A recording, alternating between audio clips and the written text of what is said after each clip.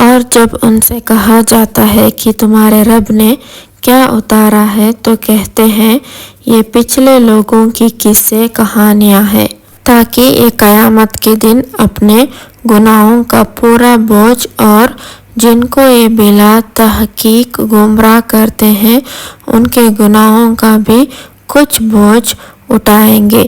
یہ یاد رکھو کہ جو بوجھ یہ اٹھا رہے ہیں وہ برا بوجھ ہے۔ ان سے پہلے لوگوں نے بھی ایسے ہی مکاریاں کیے تو اللہ نے ان کا گھر بنیاد سے گرا دیا اور پھر چھت ان پر ان کے اوپر سے گری، اور اس طرح عذاب ان پر آ گیا کہ ان کے خیال میں بھی نہ تھا۔ پھر وہ قیامت کے دن بھی ان کو ذلیل کرے گا اور کہے گا کہ وہ میرے شریک کہاں ہیں جن کے بارے میں تم جھگڑا کرتے تھے، جن کو علم دیا گیا تھا۔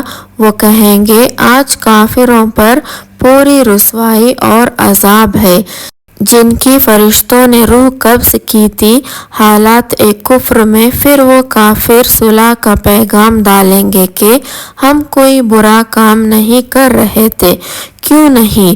جو کچھ تم کرتے تھے اللہ خوب جانتا ہے۔ سو تم دوزخ کے دروازوں میں داخل ہو جاؤ، ہمیشہ ہمیشہ اس میں رہو گے۔ اب تکبر کرنے والوں کا وہ برا ٹھکانہ ہے۔ اور جب اللہ سے ڈرنے والوں سے کہا جاتا ہے کہ تمہارے رب نے کیا نازل کیا ہے تو وہ کہتے ہیں کہ خیر نازل کیا ہے۔